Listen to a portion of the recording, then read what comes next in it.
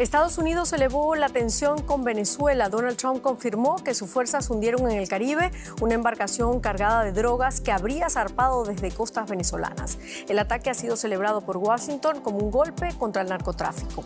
Con esto comenzamos. Los saluda Silvia Cabrera desde Berlín. Titulares.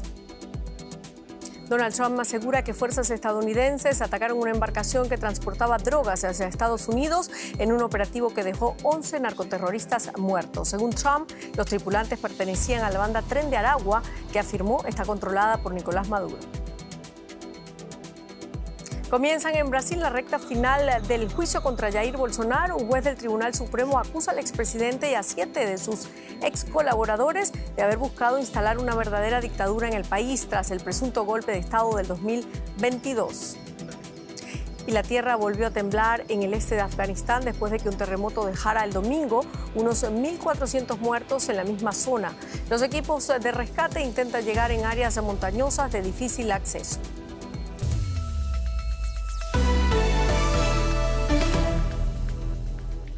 El presidente de Estados Unidos, Donald Trump, aseguró hoy que fuerzas estadounidenses atacaron y eliminaron en el Caribe una embarcación que transportaba drogas desde Venezuela.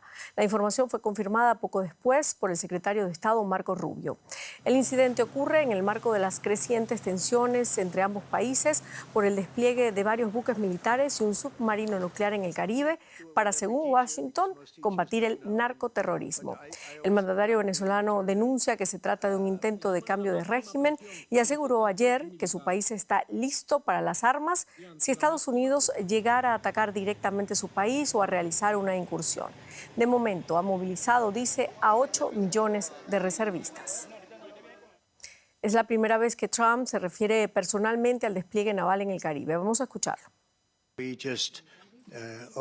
Acabamos hace unos minutos de disparar contra una embarcación que transportaba droga, muchas drogas. Van a verlo y a leer sobre esto que pasó hace solo unos momentos. Las drogas entran a raudales a nuestro país desde hace tiempo. Estas venían de Venezuela, de donde salen en gran cantidad. Muchas cosas vienen de Venezuela, así que lo eliminamos. Y vamos ahora a Nueva York para ampliar esta información. Argemino Barro, ¿qué más se sabe sobre la embarcación atacada por Estados Unidos y cómo justifica Washington esta operación en el Caribe? Bueno, por ahora conocemos pocos datos. Los medios de Estados Unidos están pidiendo más cuentas al Departamento de Estado, a la Casa Blanca y al Pentágono, pero por ahora conocemos estas informaciones, que sería, según la Casa Blanca, un barco con drogas que habría salido de Venezuela y esta operación habría acabado con la vida de 11 miembros positivamente identificados, según la Casa Blanca, del cártel de narcotraficantes Tren de Aragua, a los que la Casa Blanca se ha referido como terroristas. Estamos ante una expansión del rol militar de Estados Unidos, de las Fuerzas Armadas en la lucha contra las drogas. A principios de agosto, la administración Trump ordenó expandir este rol del Pentágono, sobre todo de cara a México y a Venezuela. Hace 2 semanas ordenó este despliegue militar en el sur del Caribe con 3 barcos de guerra, con un crucero con misiles guiados. Así que la justificación es la lucha contra las drogas, pero también presión política contra el gobierno de Nicolás Maduro. Recordemos que elevó la Casa Blanca la recompensa por información que lleva a la captura del presidente Maduro a $50 millones y es realmente una escalada de tensión militar en la región. Bueno, ¿qué implicaciones quería yo ampliar tiene todo esto en la región que Estados Unidos emplee a su ejército en operaciones directas contra cárteles latinoamericanos, especialmente venezolanos y mexicanos? Bueno, pues en el corto plazo también de destacar que Marco Rubio, el secretario de Estado, está a punto de partir en un viaje a México y a Ecuador para hablar de cuestiones relacionadas con la seguridad en la región, con el narcotráfico, y este ataque, sin duda, también es un gesto asertivo o agresivo de Estados Unidos en la región. Si ampliamos un poco el foco, estamos ante una administración que está siendo también más agresiva en general en América Latina. Donald Trump es un presidente abiertamente admirador de antiguos presidentes estadounidenses expansionistas. Tiene un retrato de James Polk, el presidente más expansionista de la historia, en la Casa Blanca. Ha citado a Charles Monroe. Y Donald Trump tiene también una visión de las relaciones internacionales muy decimonónica, basada en las esferas de influencia, en la proyección de fuerza. Y no solamente hay que mirar a Centroamérica o América del Sur, también a Groenlandia, un territorio del Reino de Dinamarca. Según últimas informaciones publicadas en la prensa danesa, Estados Unidos también estaría desarrollando operaciones de influencia de cara a una posible anexión de Groenlandia en el futuro, como ha amenazado el propio Donald Trump en diferentes ocasiones. Recordemos que ni siquiera ha descartado el uso de la fuerza militar para conquistar Groenlandia. Así que estamos ante unos Estados Unidos más asertivos o agresivos en América, tanto del norte como del sur. Muchísimas gracias, Argemino Barros. Ustedes. Y el secretario de Estado norteamericano, Marco Rubio, inicia este martes su primera visita oficial a México, como ya escuchábamos, donde se va a reunir el miércoles con la presidenta Claudia Sheinbaum. Horas antes del encuentro, Sheinbaum aseguró que el acuerdo de seguridad que se negocia con Estados Unidos debe estar basado en la cooperación sin intervencionismo ni subordinación. Rubio, que también viajará a Ecuador, busca reforzar la cooperación con estos países en materia de seguridad, migración o comercio. Sheinbaum rechazó además la reciente oferta del senador estadounidense Ted Cruz para que el ejército de su país colabore en la lucha contra los cárteles de la droga en México. Y este martes comenzó en Brasil la recta final del juicio contra Jair Bolsonaro, acusado de liderar un complot golpista para anular el resultado electoral de los comicios del 2022 que dieron la victoria a Luis Ignacio Lula da Silva. Bolsonaro se encuentra cumpliendo prisión domiciliaria y no asiste a las audiencias alegando problemas de salud. El fiscal general de Brasil, Paulo Gonet, pidió a la Corte que Bolsonaro y los otros 7 acusados por golpismo sean declarados culpables de 5 delitos contra el orden democrático. El Supremo Tribunal Federal de Brasil programó sesiones hasta el 12 de septiembre, cuando deberá anunciar una sentencia. Bolsonaro se enfrenta a una pena de hasta 43 años de prisión. El fiscal general pidió a la Corte que el expresidente y otros 7 acusados sean declarados culpables, aunque no llegó a sugerir una pena. En Brasil, Pablo Juliano, ¿qué alega el fiscal y qué pena sugiere para Bolsonaro y los otros 7 acusados? Bueno, Brasil está viviendo a partir de hoy un momento histórico porque ha sido el único país del Cono Sur que no ha juzgado a los militares de sus dictaduras y esta vez lo está haciendo por intento de golpe de Estado. Está Bolsonaro y siete exfuncionarios más del primer núcleo de una treintena de acusados y hoy el fiscal general abrió su acusación diciendo que el propio Bolsonaro analizó el plan de golpe de Estado después de haber perdido las elecciones contra Lula en octubre de 2022, analizó con los 3 jefes militares dar un golpe de Estado e intervenir todo el Poder Judicial. Esta ha sido la principal acusación del fiscal general y los 5 jueces que hasta el 12 de septiembre van a llevar adelante el proceso van a tener que decidir lo que se llama la dosimetría, a ver cuántos delitos se le imputan a Bolsonaro y cuántos años puede pasar. La gran mayoría de los juristas dice que entre 30 y 43 años de prisión puede recibir el expresidente, que se encuentra a pocos kilómetros de la sede del tribunal, en su casa en condominio en la zona norte de Brasilia, la capital de Brasil. Hasta 43 años de prisión. ¿Cuál ha sido, Pablo, la reacción de la defensa de los acusados hasta ahora?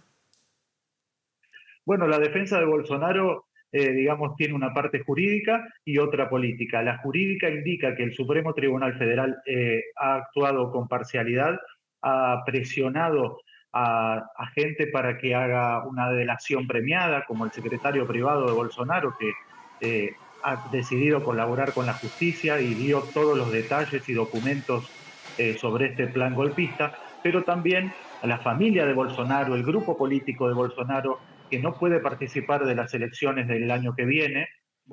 El grupo político considera que esto es una persecución. Y a este grupo político debemos agregarle también a Donald Trump, porque las sanciones económicas contra el juez Alexandre de Moraes, que es el instructor del caso en la Corte Suprema, más la elevación de los aranceles contra Brasil que ha hecho Trump, tienen que ver con el juicio a Bolsonaro. Y es por eso que este juicio también va a impactar en la economía de Brasil, porque Trump ha prometido en una carta enviada a Lula que puede haber más sanciones en caso de que Bolsonaro sea condenado. Y por lo menos hasta el 12 de septiembre habrá sesiones. Muchísimas gracias, Pablo Juliano, desde Brasil. Hasta luego. Y vamos ahora a Bolivia. Un tribunal condenó a 1 año de prisión a 2 sacerdotes jesuitas españoles por encubrir más de 85 abusos sexuales a menores cometidos hace décadas por el cura Alfonso Pedrajas. Se trata de Marcos Recolons, de 81 años, y Ramón Alaix, de 83, acusados en el primer proceso penal en Bolivia contra altos mandos de la Compañía de Jesús por encubrimiento de pederastia. El caso salió a la luz en 2023 cuando se reveló el diario personal de Pedrajas, donde reconocía haber abusado de al menos 85 menores. Muchos de ellos eran indígenas becados en el prestigioso internado Juan 23 de Cochabamba. Israel intensifica los preparativos para sus planes de ocupación de la ciudad de Gaza. Este martes, hasta 40.000 reservistas han sido llamados a filas en una primera fase de reclutamiento. Sin embargo, un grupo todavía minoritario ha anunciado que no acudirá al llamado del gobierno israelí. Son unos 360 que han anunciado en Tel Aviv que no se unirán a filas. Aducen que la expansión de la ofensiva dificultará un acuerdo para liberar a los rehenes.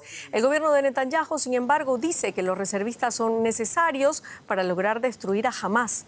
Durante una visita a una base de reclutamiento, el jefe del Estado Mayor del Ejército, Eyal Zamir, ha dicho que Israel se prepara para intensificar sus ataques contra la ciudad de Gaza. Ampliamos informaciones con Maya Siminovich desde Tel Aviv. Maya, ¿cómo avanza la movilización de reservistas en Israel y qué reacciones ha generado? Pues efectivamente, como decías, se han mandado más o menos de 40 a 50.000 órdenes para que los reservistas se presenten en los cuarteles. No se sabe exactamente cuál es el resultado de estas órdenes. Dicen oficiales del ejército, sin identificar, que la asistencia ha sido menor que en otras rondas. Esta es la ronda mayor que están llamando a filas desde que comenzó la guerra hace casi 2 años. Son 60.000 los que el gobierno pretende que se presenten y participen del nuevo esfuerzo bélico en Ciudad de Gaza.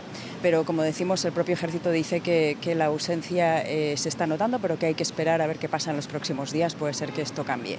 Hay estos 300 y pico militares, tanto soldados de combate como paramédicos, que dijeron abiertamente que no se van a presentar por sentido del deber, como si se presentaron el 7 de octubre, piensan que ahora es una guerra política y que va a poner en peligro a los rehenes, a los soldados y a la ciudadanía de Gaza. Pero estos son una minoría, son pocos. Lo que está sucediendo también es que hay muchos reservistas que simplemente no van, aducen motivos financieros, hay mucha gente que no ha trabajado en casi 2 años, de salud mental, y por esto no asisten, no necesariamente lo dicen públicamente, así que no se sabe realmente qué va a pasar.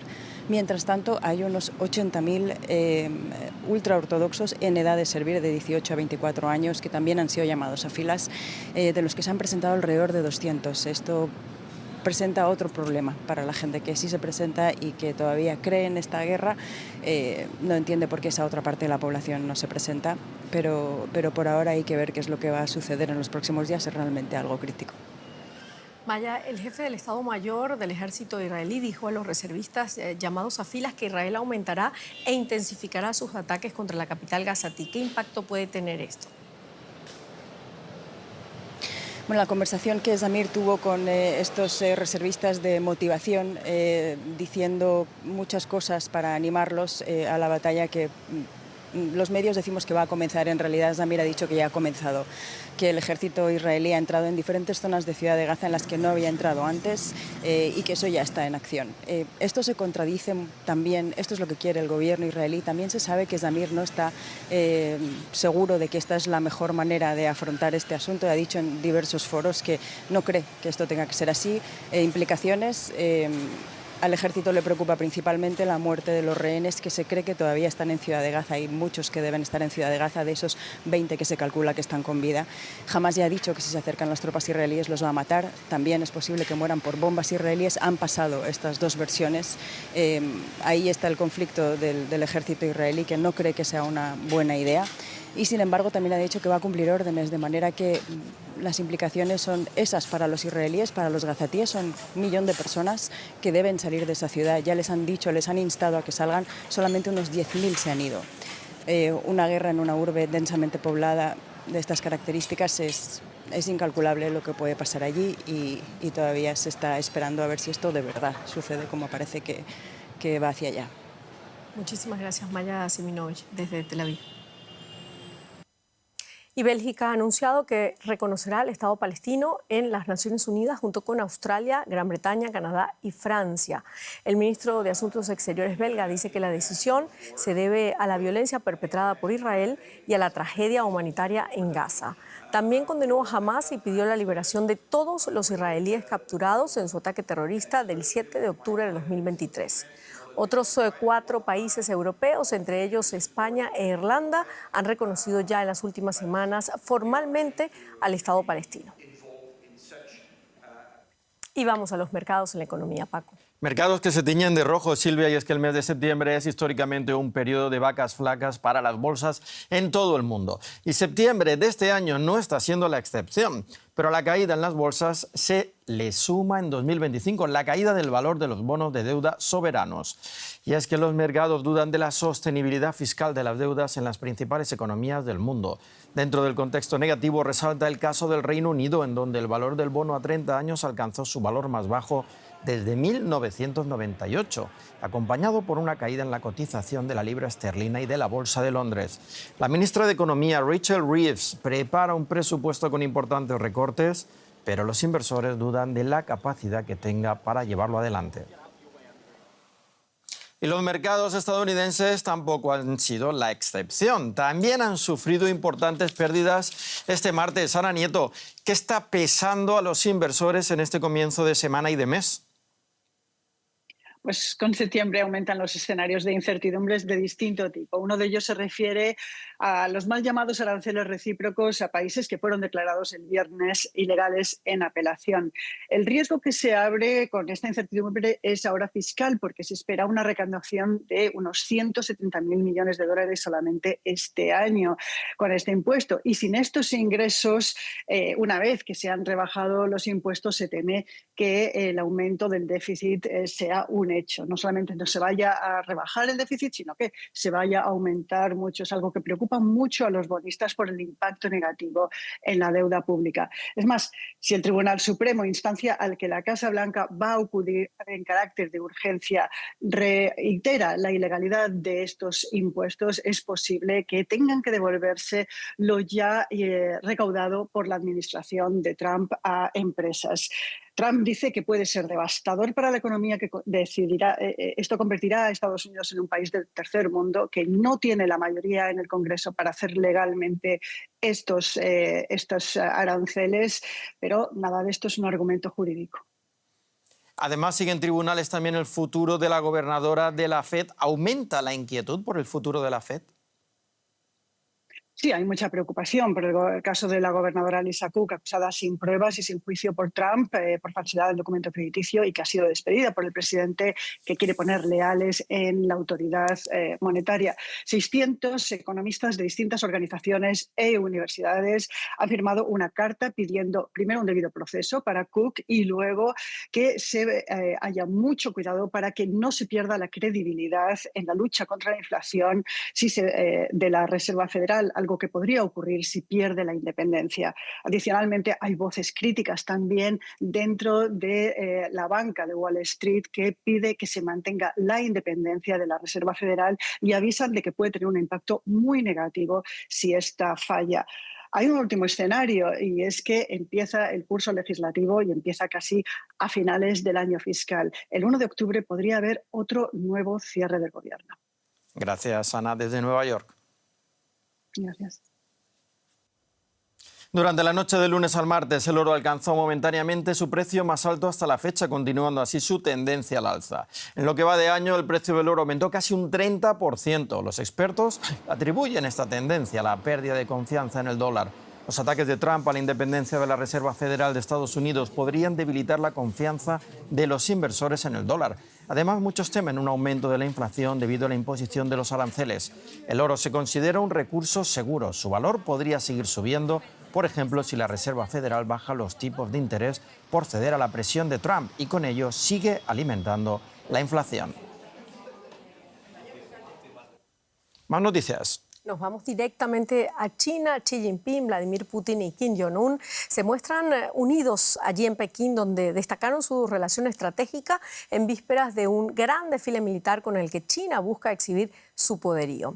Kim Jong-un llegó el martes a Beijing a bordo de su característico tren blindado verde, un antiguo símbolo del gobierno dinástico de su familia.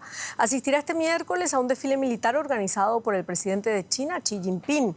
Será la primera vez que el líder de Corea del Norte asista a un acto de este tipo fuera de su país. El presidente chino recibió además a su homólogo ruso Vladimir Putin en su residencia.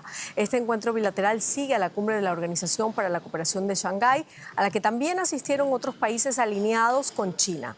Según fuentes rusas, lo firmado en este encuentro bilateral incluye un segundo gasoducto entre Rusia y China.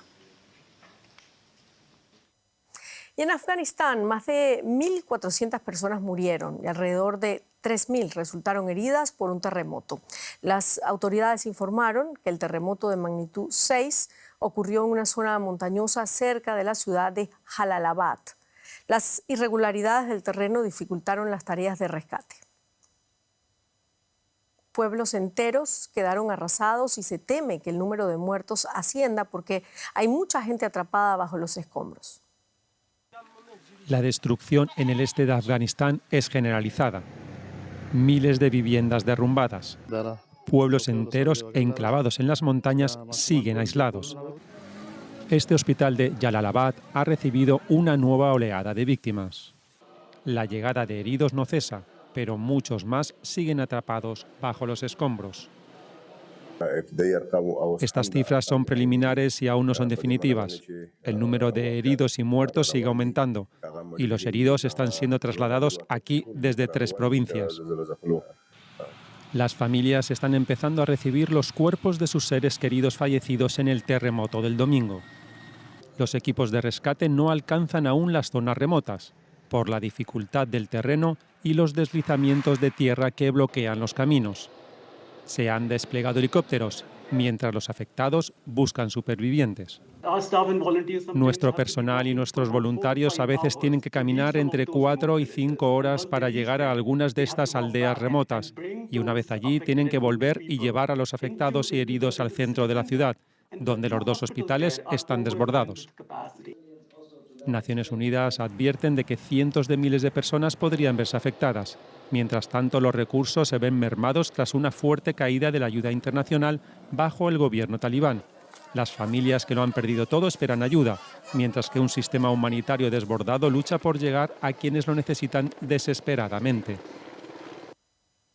Y nos vamos a Sudán, donde continúan las labores de rescate tras el deslizamiento de tierra que sepultó el domingo un pueblo entero en la región occidental de Darfur, en Sudán. En un comunicado del Movimiento de Liberación de Sudán, uno de los 2 grupos que lidera actualmente ese país, se estima que 1.000 personas murieron en Tarazim, en la región montañosa de Marrah. Los líderes tribales de las zonas cercanas se movilizaron para recuperar y enterrar a las víctimas. El Movimiento de Liberación de Sudán ha pedido ayuda urgente a las Naciones Unidas y a organizaciones de ayuda internacional. Las torrenciales precipitaciones de las últimas semanas provocaron el incidente del que hasta ahora solo se ha encontrado un superviviente. Y en Indonesia se registraron nuevos enfrentamientos entre manifestantes antigubernamentales y la policía, mientras el presidente refuerza la seguridad en un intento por sofocar las protestas que comenzaron pacíficamente por las controvertidas ventajas de viviendas para legisladores. Durante los disturbios, la policía atropelló y mató a un conductor de mototaxi, lo que aumentó la ira de los manifestantes. Una flor como símbolo de reconciliación tras una semana de trágicas protestas. Miles de conductores de mototaxis se reunieron en el Monumento Nacional de Indonesia en el corazón de Yakarta para mostrar su solidaridad con un compañero que murió el 28 de agosto en una colisión con un vehículo de la policía antidisturbios. Estamos muy enojados por la violencia que le costó la vida a nuestro amigo. Esperemos que en el futuro las autoridades gestionen las manifestaciones sin violencia. Soldados y policías fueron desplegados por toda Indonesia luego de que el presidente exigiera a las autoridades que se mantuvieran firmes ante los disturbios. Hay unidades especiales patrullando en busca de manifestaciones sin autorización. Hasta ahora, 10 personas han muerto y al menos 1.200 han sido detenidas, solo en Yakarta. Muchos protestan ahora pacíficamente. El Parlamento beneficia mucho a sus partidos. Deberían hacerlo menos, dejar de anteponer los partidos y centrarse en la gente. De lo contrario, es probable que nos vean nuevamente por acá. Los estudiantes afirman que sus demandas reformistas siguen sin ser atendidas. El presidente ha derogado los privilegios de algunos legisladores, pero este diputado del principal partido de la oposición afirma que no está claro cómo se concretizarán esas promesas. Las declaraciones del presidente son correctas, pero lo que la gente quiere ahora son medidas concretas. Si solo se trata de declaraciones y más fuerzas de seguridad, lo único que se consigue es callar a quienes quieren expresarse.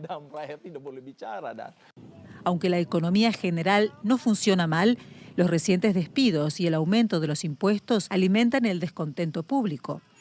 Para el gobierno, la acción de los taxistas fue positiva porque brindó una sensación de calma. La pregunta es hasta qué punto fue una concentración espontánea. Es inevitable no acordarse de las campañas electorales en las que se invita a los votantes a ir a la capital para manifestar su apoyo. Al igual que en las elecciones, al final del evento también se repartieron paquetes de comida gratis a los taxistas. Por ahora, la prioridad número 1 del gobierno, que en octubre cumplirá su primer año en el cargo, es mantener la calma en las calles. Y uno de los volcanes más activos del mundo, el Kilauea, ha vuelto a derramar lava este martes. El volcán más grande de la isla de Hawái escupe lava en episodios intermitentes desde diciembre, cuando comenzó esta fase intensa de actividad. La fuerza del volcán hace que los chorros de lava hayan alcanzado los 100 metros de altura. Hasta ahora, las masas de roca fundida han quedado contenidas en el inmenso cráter de la cima. Y con estas imágenes espectaculares terminamos nuestro informativo. Muchísimas gracias por habernos acompañado. La invitación es como siempre para que sigan acá con nosotros en DW Deutsche Welle. Hasta luego.